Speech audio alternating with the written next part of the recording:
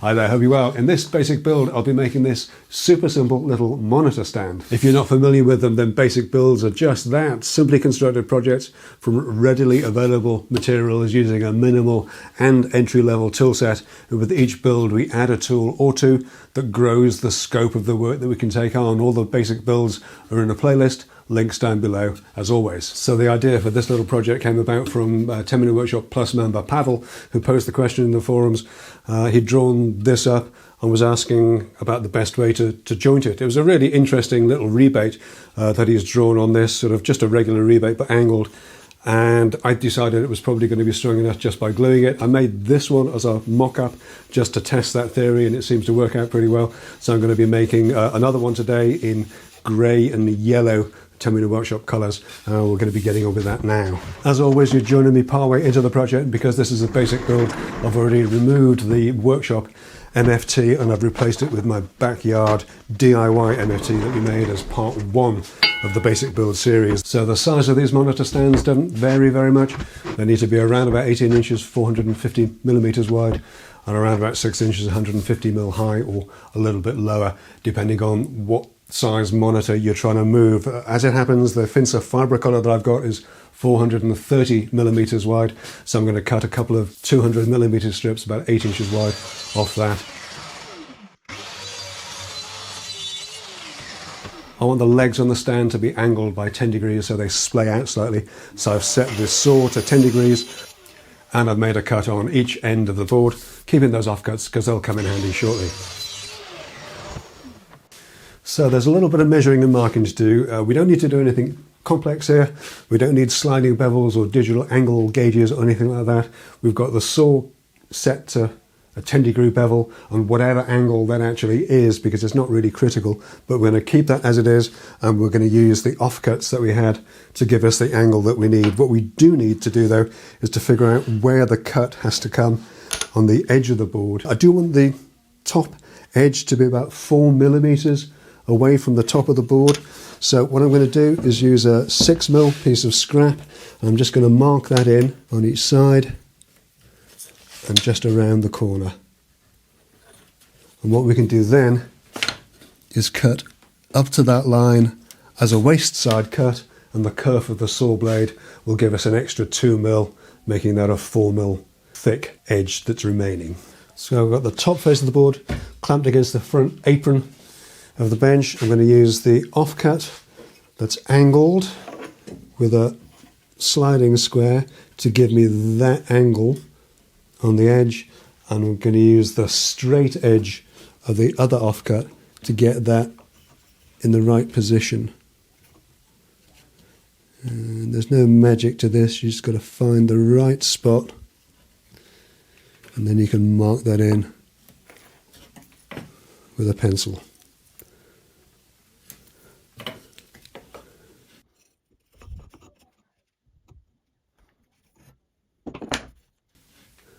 And that's the area that we need to nibble away to get that rebate just right.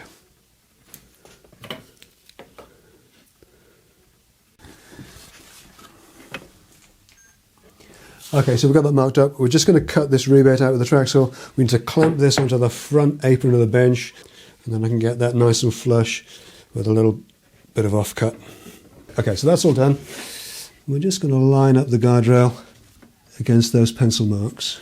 So we don't want to go quite full depth on this, so we're just going to sneak up on it gently until we're just about there, and then we're going to finish off that inside crease with the chisel. But we'll get as close as we can with the track saw. Okay, that is dangerously close to full depth, so we'll take that back a notch before we do the next one. That'll do.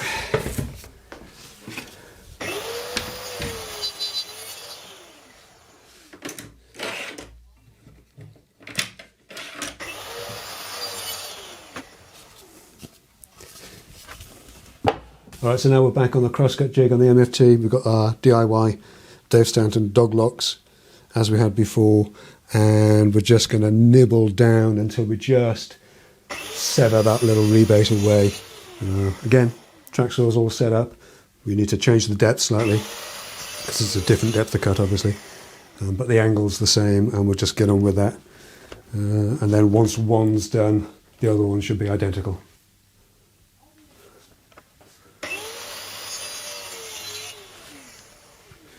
So that's not looking too bad at all. You can see there's a teensy little ridge on the inside edge of this cut where the two cuts haven't quite touched. We're just going to take that off with a chisel, and then we can start thinking about getting it glued up. So when you clean up this inside edge, you're going to make sure that there's no little burrs left on there at all, and keep the flat of the chisel absolutely, the back of the chisel absolutely flat against the edge of the joint.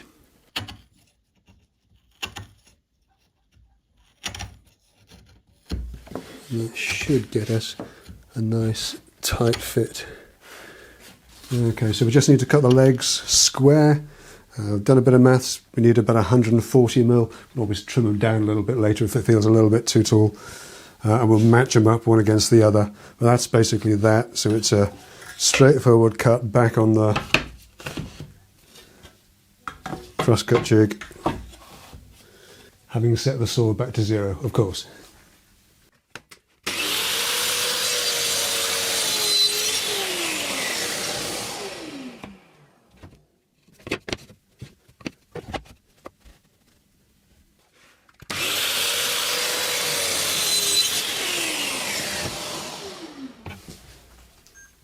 So for the glue up, we're going to clamp this in 2 directions, obviously. Plenty of glue in the rebate. We want to be able to pull the leg into that joint from both directions. We're going to use the offcut from earlier on just to help us clamp that in. We'll use a couple of slightly longer clamps to do the sides, and then a couple of regular clamps to do the 2 legs as well. And then we'll leave that glue to set and come back to it with a little bit of light sanding later on.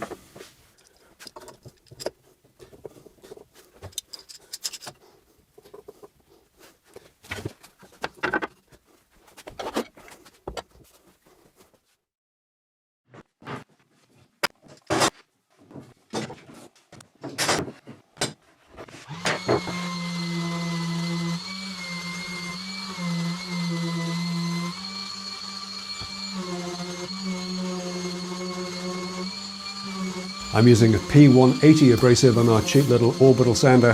There's a full basic build tool list in the video description down below, by the way, and on my Amazon store at 10minuteamazon.com. And then I'm applying wax finishes from Keith Rag & Bone Brown and Leo at Hand Eye Craft, buffing the finish up with a soft cloth after it's had a little bit of time to soak in.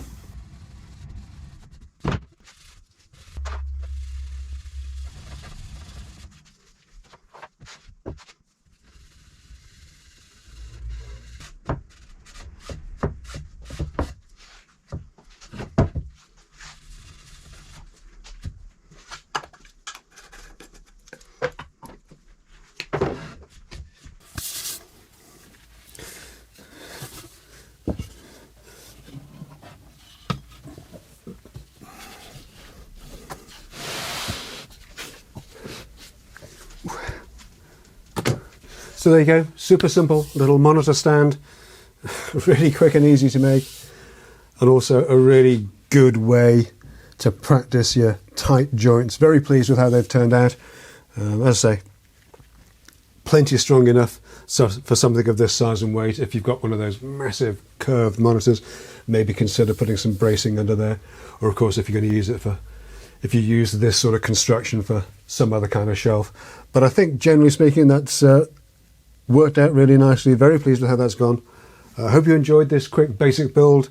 I certainly enjoyed making it. I'll be using one of these in my new office remodel, which is coming along fairly soon. So keep your eyes peeled for that one. But I'll call this one done for this week. Thanks so much for taking a look, and I'll catch you again next time. All right, take care.